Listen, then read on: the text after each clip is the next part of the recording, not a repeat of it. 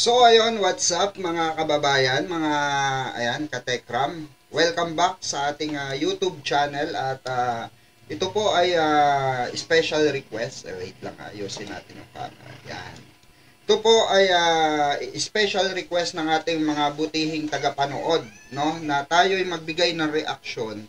Okay, sa hindi matapos-tapos na issue regarding dito kay David at kay Tekram. Okay? So, kung matatandaan nyo mga kababayan, no, mga katekram, tayo po before ay nagre-react dito sa bata. Tayo po ay nagbibigay ng ating saloobin, opinion at nagdedepensa kay Dave way back before pa. No, nung nasa poder pa siya ni Tekram or ni Tatay Tekram. Okay? So, ito mga kababayan, para kaya nakikita nyo dyan sa screen, no? Bata pa si Dave. At yan yung kauna-unahan mga kababayan. Alam ko napanood nyo na to. Pero ito kasi ay magiging ano natin, magiging tawag dito, highlights natin or magiging kukuhanan natin siya ng ating saloobin. Kailangan kasi natin magbalik sa simula Saan ba na uwi at paano ba napunta yung issue na to sa ganitong estado, 'di ba? Ng samahan ni Tekram at ni Dave, 'di ba? Or ng Batang Kargador sa makatuwid. Kasi mga kababayan, ang nangyayari ngayon ay sulsulan, bangayan, 'di ba? Defender versus defender ni Tekram versus dun sa mga defender ni Dave or mga gumagamit kay Dave na kung tawagin wakwak, 'di ba? So hindi naman nabago 'yan dito sa mga sa mga ganitong klaseng senaryo. Especially dito po sa estado ni Dave, 'di ba? Kaya po etong usapin na ito ay hindi matapos-tapos dahil yung sa side ni Dave din kasi ay panay din ang tirada, 'di ba? Kaya hindi na natapos yung bangayan. So ito yung magiging kukuha na natin mga kababayan, tong kauna-unahang video ni Dave. Kukuha na natin to ng mga puntos. Okay? Step by step, punto per punto, kung ano ba at paano ba, no? At kung sino ba ang talagang merong pagkukulang. Okay?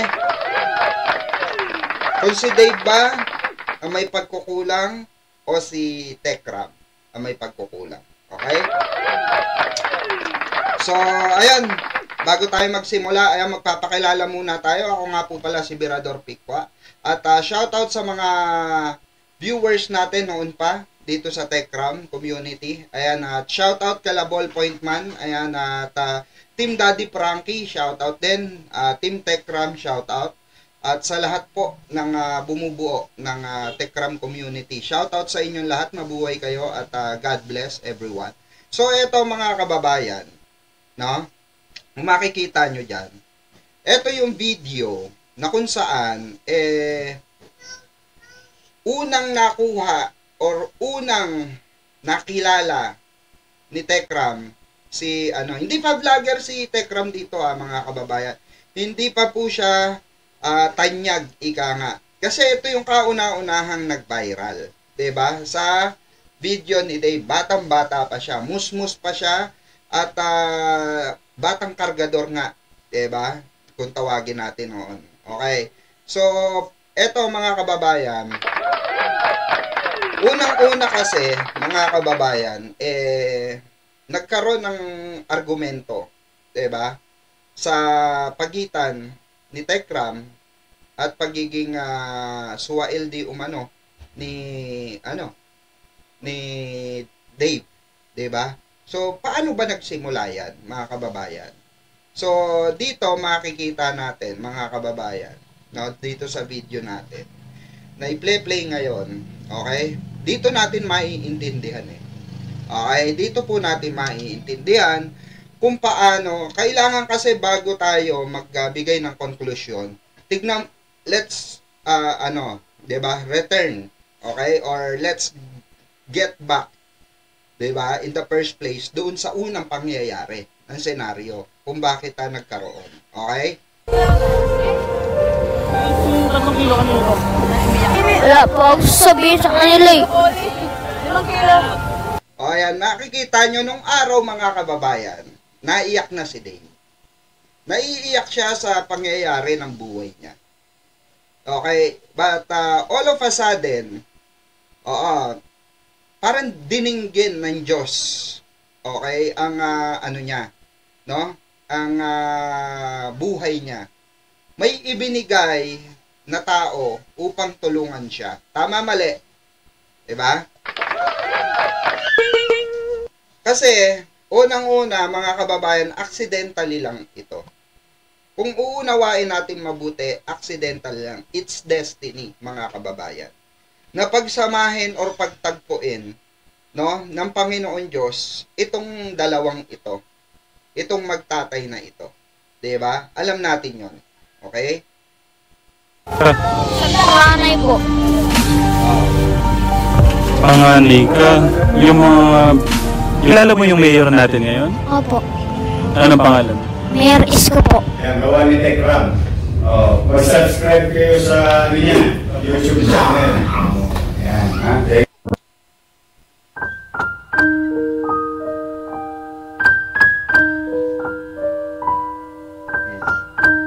Eto dito mga kababayan, dito tayo naantig lahat. Dito napukaw ang ating atensyon nung bata pa si Dave. Na ngayon ay binata na, may kakayanan na magdesisyon para sa sarili niya. Pero ito kasi mga kababayan, desisyon niya rin sa sarili niya ito eh. Sa kamusmusang desisyon niya. Okay? So, naipicture ito ni Tekram, okay, ni Tatay Tekram noong January 2020 pa. So, it was, it was 5 years ago, okay, nung, nung 2020 ba, tama? Kung susumahin natin, ilang taon na rin ang lumipas. 'Di ba? So, eto mga kababayan, hindi ko alam kung nire-upload to, pero ang alam ko, pandemic ito eh. Tama ba ako mga kababayan? Or bago mag-pandemic? Okay, so eto mga kababayan, tuloy natin. Kasi dito tayo marami makikitang puntos kung paano ba nagsimula itong ano na ito, 'di ba? Buhay na meron si Dave at buhay na meron si Tekram. Okay?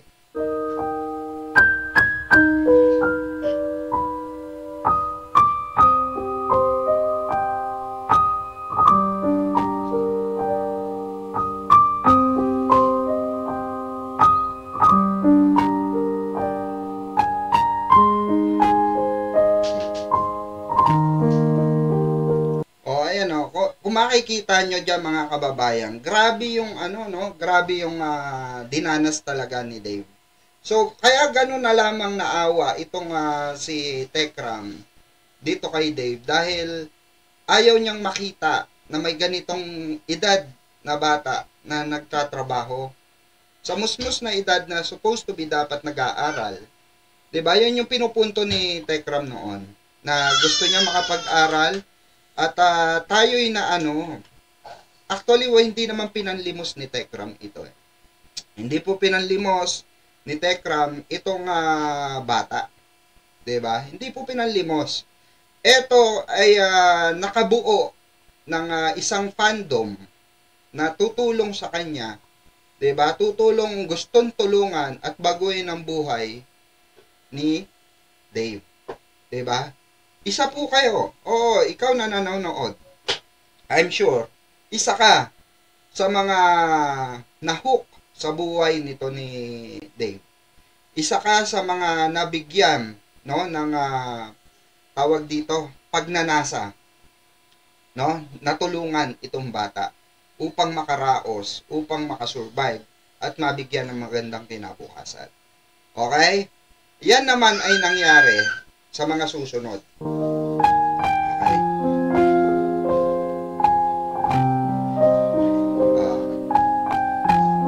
sa buhay na dapat kasama ang magulang para madaling maabot ang mga ito.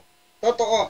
Ito kasi, this is one of a kind, inspirational vlog ni Tekram na na-cover niya sa kanyang vlogs.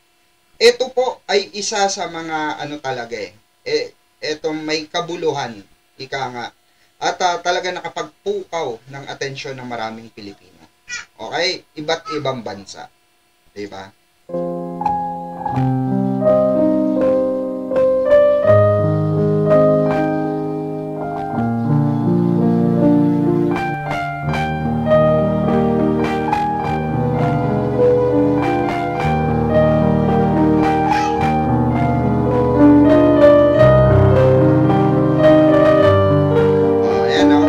Nakayapak pa, no?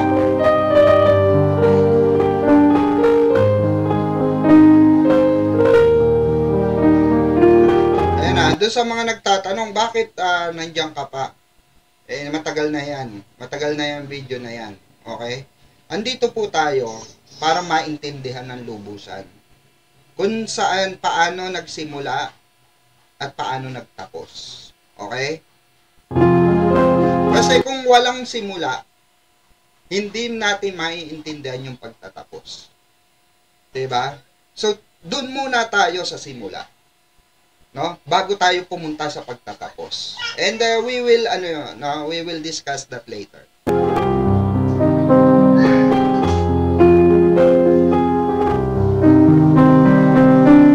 Dito na tayo sa interview, Ano'y na natin.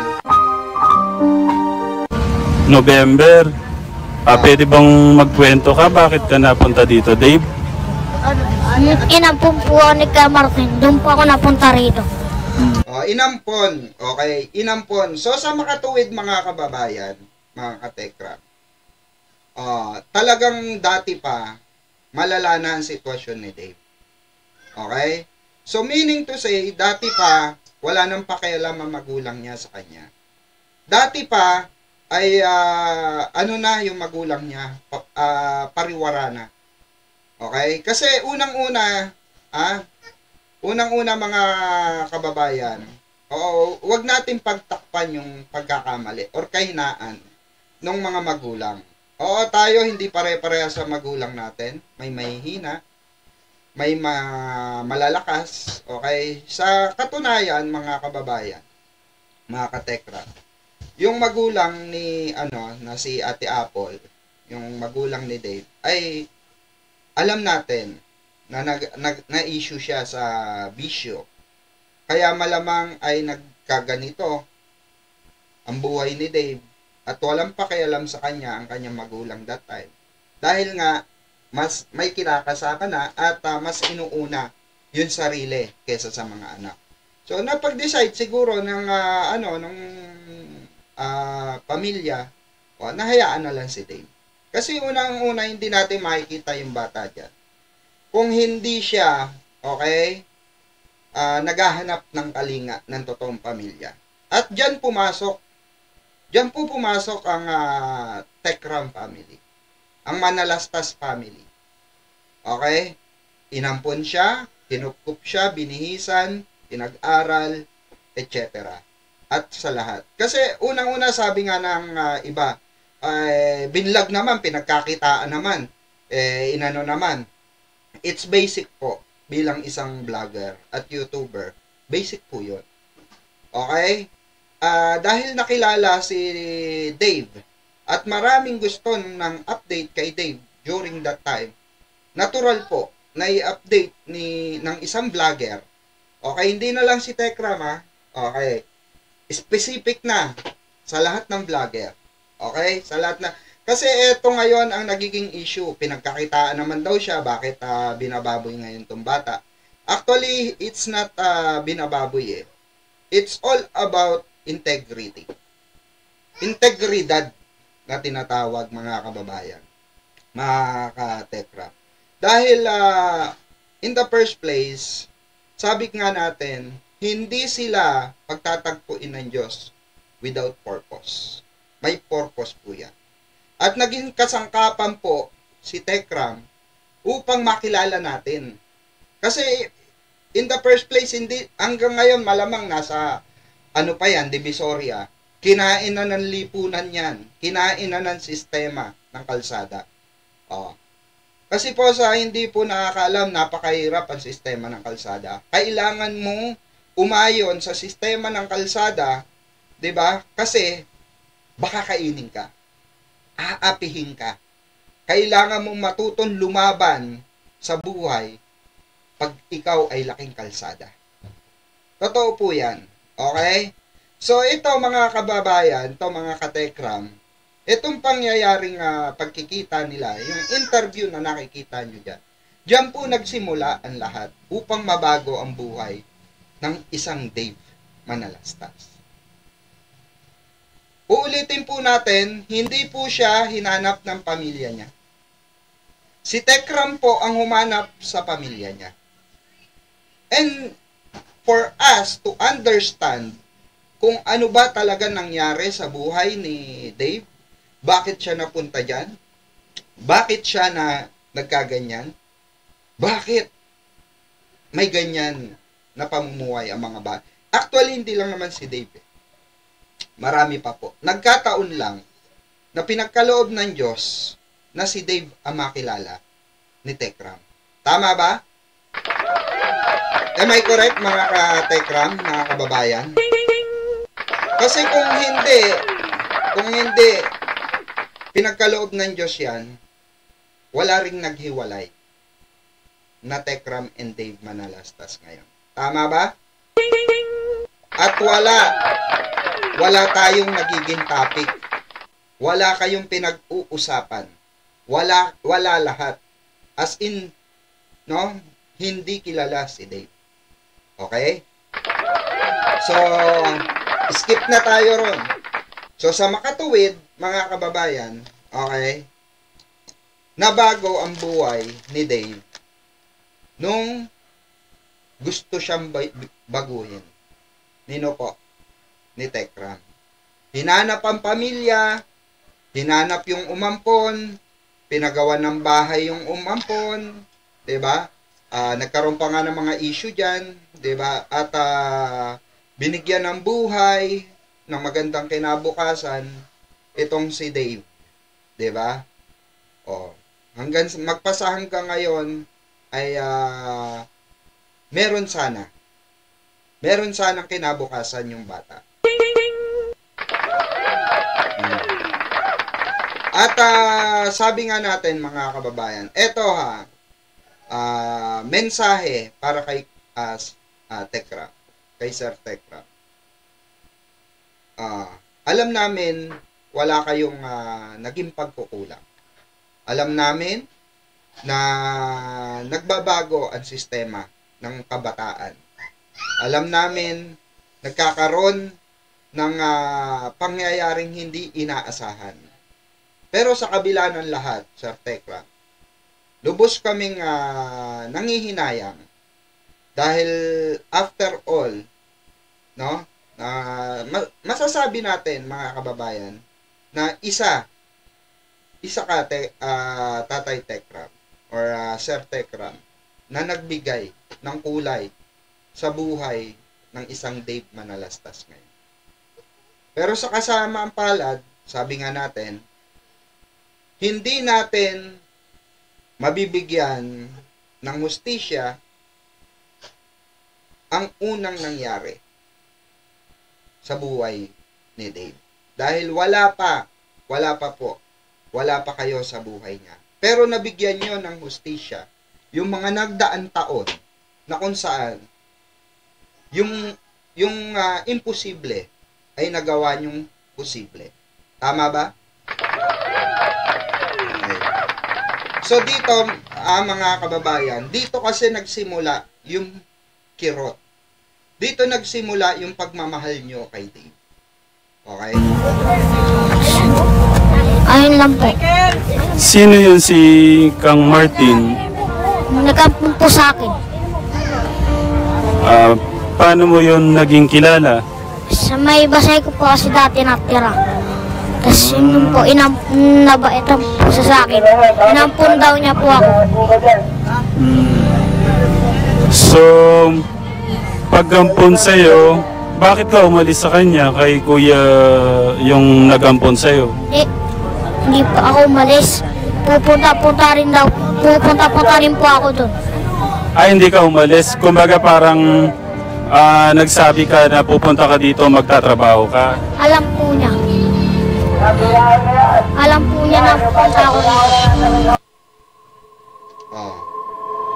Ayun na, kasi nakamute na yung iba. Kasi I'm sure copyright yun. Yun na sinasabi natin na yan yung tagpo na kung saan nagsimula ang relasyon ng mag-ama ni Dave at ni Tatay Tekram niya. Hindi natin maiaalis, mga kababayan, mga katekram, na naging ama talaga. Si Tekram kay Dave. Naging ama talaga siya. Okay? Oo, 'di ba? Panganay nga eh. Okay, ang tawag nila, 'di ba? So dito mga kababayan, dito na papasok yung usapin ng utang na loob. Until now pinag-uusapan ngayon. Sino nga ba ang totoong may utang na loob sa dalawa? Si Tekram ba o si Dave? Sino ba ang mas nakinabang? Si Tekram ba o si Dave? Okay? So, hihimay-himayin natin ngayon yan, mga kababayan. In the first place, mga kababayan, yung usapin po ng utang na loob, it's unconditional. Okay? It's unconditional. Wala po siyang batayan. Wala po siyang, hindi mo kailangang magtimbang. Dahil bakit? Sa senaryo ng buhay ni Kuya Tekram at ni Dave, ay parehas sila nagkaroon ng benepisyo. In a legal matter. In a legal matter, mga kababayan, mga katekram, in legal matter, etong pangyayaring ito ay karapatan. Okay? Karapatan ni Dave na mabigyan ng magandang kinabukasan. At ito naman, si Tekram, sa kagustuhan niya na mabigyan ng magandang kinabukasan, si Dave, inampun niya. Okay? So, doon nagkaroon ng legal aspect. Inasikaso ni Tekram yung legal na paraan para mapunta sa kanya yung custody ng bata. Naghain sila ng mga iba't ibang klase ng petisyon upang mapunta sa kanya yung kustodiya ng bata. Dahil nga sa kadahilanan na siya'y napabayaan. Etong senaryo na ito ay isa sa mga nakita, okay, ng batas. Ito ay naging isang batayan nila na may katotohanan yung sinasabi ni Tekram. Dumaan to sa legal eh. Okay, hindi naman mapupunta ang kustodiya kay Tekram kung hindi inilagay sa legal. Of course, dumaan sa legal yan. Alam ni Tekram yan. Okay, pinagpaalam yan sa DSWD at kinuha yung consent ni Dave at nung nag-alaga sa kanya. Dito mga kababayan, yung tinatawag na utang na loob ay hindi na po kung tutuusin usapin. Okay? Para sa akin to hindi na po usapin. Bakit? In the first place po, sila ay pinagtagpo ng Panginoon Diyos. Ang dapat maging usapin dito, okay? Sino ba ang dahilan? Yun eh. Sino ba ang dahilan ng pagkakasira ng mag-ama? At doon na po tayo papasok, doon po papasok sa usapin. Kasi para sa akin, both of them is merong binigay, okay, binigay na na tawag dito, benepisyo sa bawat isa. Si Dave nagkaroon ng benepisyo nung napunta kay Tekram. Si Tekram nagkaroon ng benepisyo sa YouTube channel niya nung na-cover niya si Dave. Am I correct? Doon lang yon. Doon lang po tumatakbo yung senaryo ng utang na loob. So kung natin, both of them is meron silang kumbaga parehas, patas. Okay, patas. Ang tanong na lang dito, paano ba? Kung itong simula ay maganda, paano naging masalimuot sa pagtatapos, mga kababayan? Nagkaroon po ng pagtatapos dahil yan sa maling sistema. Dahil yan sa maling kapaligiran. Dahil yan sa maling mga tao na nakakasalamuha. Wala pong pinagkaiba yan, mga kababayan, mga katekram, na tayo'y nagpapalaki ng anak. Mismo sa sarili nating pamamahay. Mismong mga anak natin. Okay? Bakit nga ba nagre-rebelde ang isang bata? Sa nakakasalamuha. Bakit nga ba nagre-rebelde ang utak ng bata or na iinganyo sa mga iba't ibang bagay pag once na meron silang mga iba't ibang nakasalamuha na? Totoo yan. Influence ng mga maling tao, kung tawagin. Unang-una, eto example, may pinanganak ka, hindi naman bakla. Bakit naging bakla? Tama, mali. In the first place, alam nila sa sarili nila, hindi sila bakla. Bakit naging bakla? Kasi bakit? Lumaki na, puro kasama babae. Tama? May mga ganyan senaryo. Bakit naging drug addict yung anak mo na hindi mo naman supposed to be pinalaking drug addict? Dahil mga naging barkada addict. Tama, mali? Bakit nagkaroon ng sistema na ang bata nalilihis ng landas pag nagbibinata? Dahil din po yan talaga sa nakakasalamuha. Dati na mga anak mo, anak natin, na pinalaki natin, na bawal sumagot sa matatanda. Bawal sumali sa usapin ng matatanda. Bawal, 'di ba, tikman yung mga bagay na hindi dapat. Bawal panoorin yung mga hindi pa angkop sa iyong mata. Okay? Lahat yan nalalabag ng isang bata dahil sa curiosity nila. Tama, mali? Pero, si Dave po, ay laman na, simula ng pagkabata, laman na po siya ng kanyang kabataan sa kalsada. Okay? Laman na po siya ng kalsada. Meron na po siyang tatak. Yun yung tinatawag na tatak lansangan. Okay? For example, ako mga kababayan, ako may tatak lansangan na ako. Dahil ako ay lumaki rin ako sa lansangan, okay? Although may mga magulang ako. Pero, yung lansangan na yon, depende kasi Depende sa'yo kung papalamong ka sa sistema at pagpapatuloy mo yung pagiging tatak lansangan mo. Nasa sa'yo yun. Nasa sistema mo yun. Okay? Meron naman ang mga lumaki sa lansangan kagaya ko na mas pinili mawala sa lansangan. Tama, mali? Dahil napakahirap po natatanda ka sa lansangan.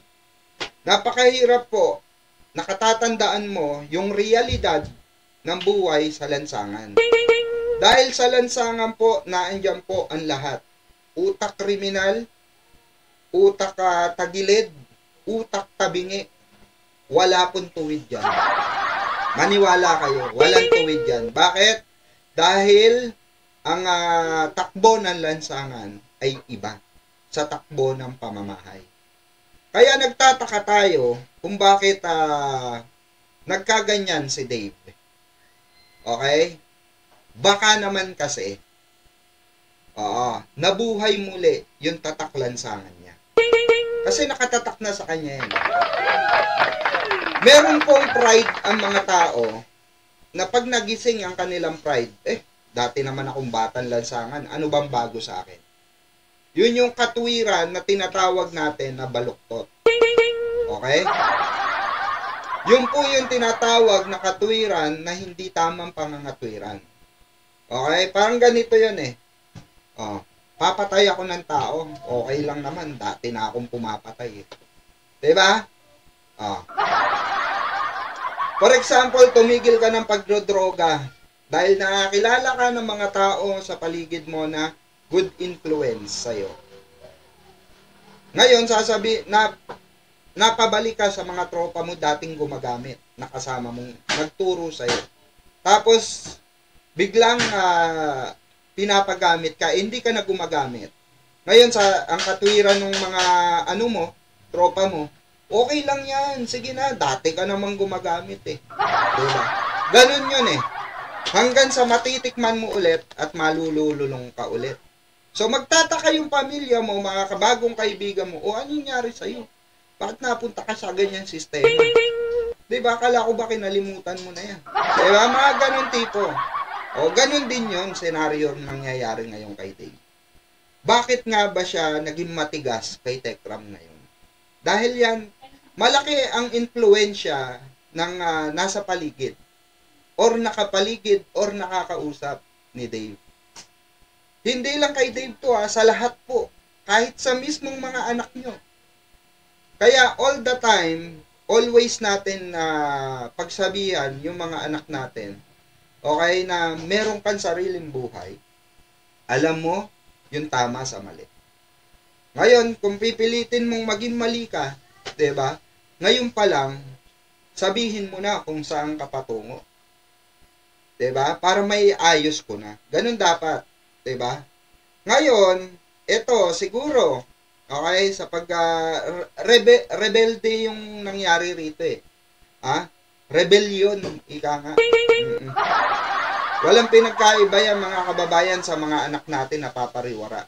Dahil nagre-rebelde sila, hindi nila magawa yung gusto nila, hindi nila ma-enjoy kung ano yung meron sila sa buhay nila ngayon. Okay? Isa lang naman yan mga kababayan. Ang nakikita ko, personal interest. May mga gustong patunayan siguro si Dave. Pero I think, maghihilom at maghihilom yan. I know the spirit being a father. I know kung ano ang damdamin ng isang ama, ng isang magulang. And I know, one of these days, darating yung pagkakataon na makikita nyo ulit na magkasama si Dave at si Tekram. Huwag natin tuldukan. Tandaan natin to. Huwag natin tuldukan. Okay?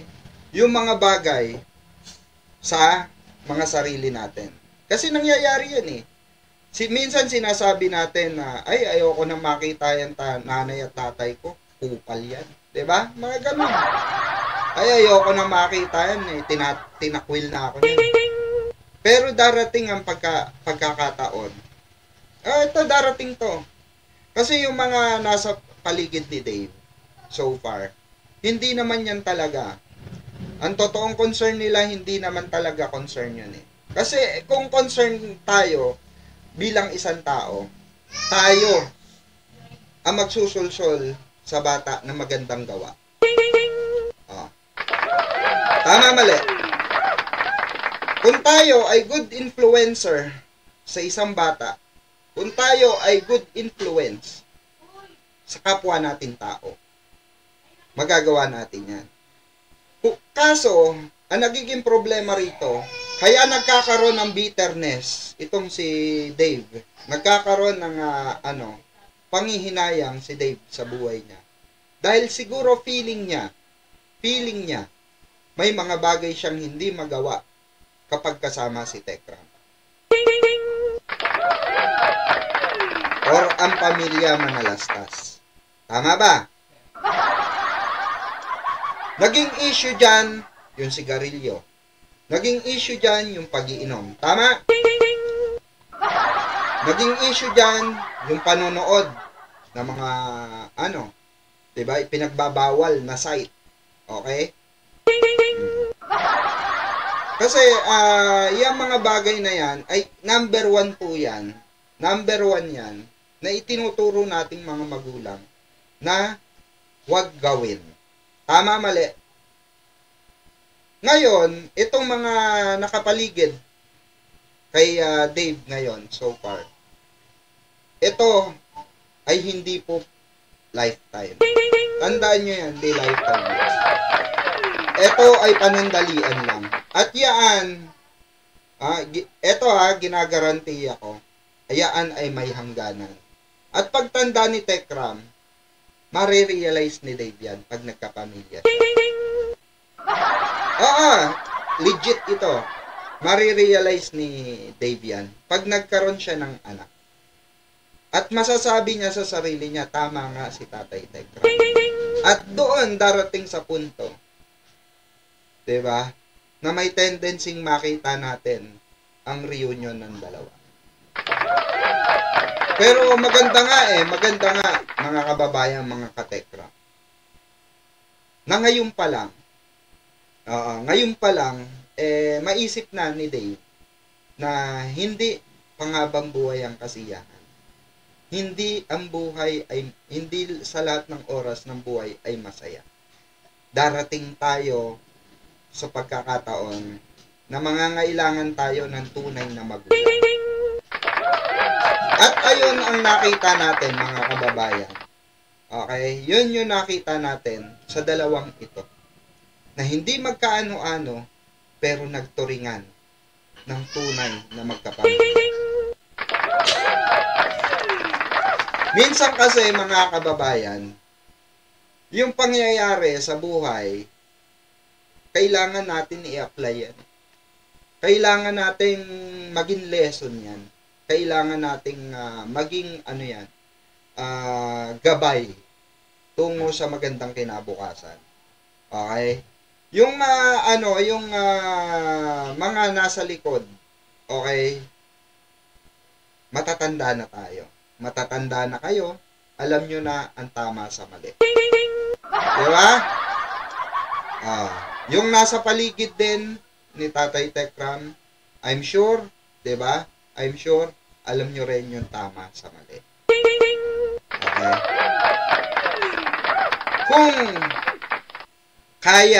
Kung kaya pang ayusin, why not? Diba? Kung kaya pang bigyan ng kasi hindi naman na sila iba eh. Wag na tayo lumayo. Hindi naging magkaiba ito.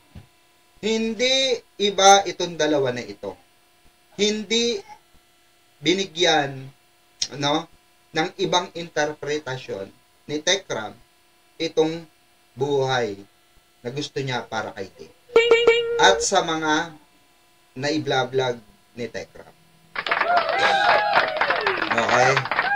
So, sa mga nanonood ngayon, okay, comment down below kung isa ka sa mga nakakaintindi ng pinupunto natin.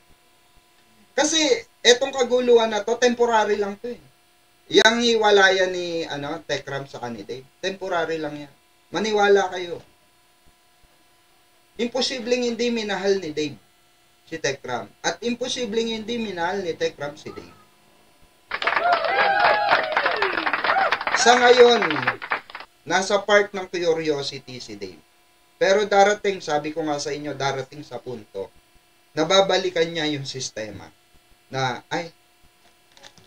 nakakamiss yung sistema na meron kami nila Tatay Tekram. Nakakamiss yung mga pangyayari sa buhay ko na nabago ko. Kasi in the first place, lahat ito dahil sa kanilang dalawa. Okay? Yung pagsasama nila, dahil sa kanila yan. Pinagkaloob ng Diyos yan. Yung paghihiwalay nila dahil sa kanila rin. Okay? Nagkaroon ng hindi tamang pagkakaunawaan. And at the same time, nagkaroon ng mga taong hindi dapat involved dun sa usapan. Am I correct? Yan ang nangyayari sa pamilya Pag nahahaluan ng ibang tao, opinion ng ibang tao. Oo. Ganyan na nangyayari sa pamilya. Kahit sa personal mong pamilya, ikaw na nanonood ngayon, I'm sure, meron ka mga ganitong senaryo na pinagdadaanan. Okay? Karamihan sa atin, mga nandito sa Pilipinas, majority nasa ibang bansa na hindi nagagabayan ng mga anak nila. Yung mga nasa ibang bansa na hindi nagagabayan yung pamilya, ano ang may papayo nyo kay Dave? Na hindi rin, na alam nyo, nararanasan nyo, I'm sure, 100% sure ako yan, na may nakakaranas ng ganitong klase ng karanasan. Partida, magkasama pa to Kasi bakit? Yan yung sinasabi nating wrong influence. Impluensya ng mga taong nakilala mo, pumaligid sa'yo, at taong naging impluensya upang baguhin ang magandang sistema ng buhay mo. Okay? So, hanggang dito na lang muna ang ating video, mga kababayan, mga katekram. Maraming salamat din dun sa mga nag-message sa akin na magbigay ako ng opinion ko, magbigay ako ng saloobin ko sa hindi matapos-tapos, okay, na sistema na nangyayari dito sa mag-ama na ito. Dahil nga, may interview na rin si Dave na sabi niya, tama na, tigilan na siya, wag na siya i-content dahil wala naman na siya ron. May valid point naman yun. Pero dito kasi sa social media, hindi, lalo na yung mga marites, hindi mawawala yan Pag-uusapan at pag-uusapan ka, Dave. Dahil bakit?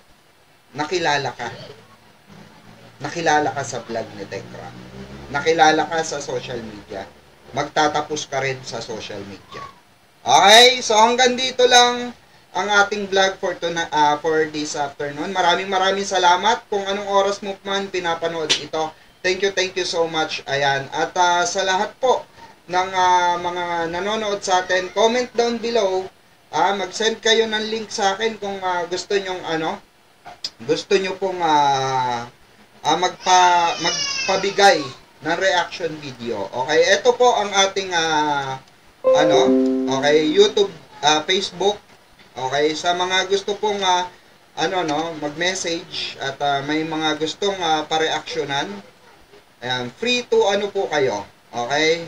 Free po kayo na mag-send sa akin ng ng tawag dito, link upang mabigyan natin ng tamang reaction. Okay, yung mga gusto nyong paggawa ng reaction. Okay, so ito po yung ating tawag dito, Facebook account para po ayan. Wait lang Ayan po ang ating Facebook account. Okay, sa mga nais po mag-message sa akin, ayan, i-message nyo lang po ako at bibigyan po natin ng reaction yung mga nyo, gusto nyong pa-reactionan. Okay, maraming salamat po at mabuhay po kayo mga katekra, mga kababayan, saan man kayong sulok ng mundo naroon or bansa. Maraming salamat sa panonood. Once again, ito po ang inyong lingkod na si Birador Pikwa at your service. Maraming salamat po. Mabuhay po tayong lahat at matulog tayo ng matiwasay. Maraming salamat po and God bless.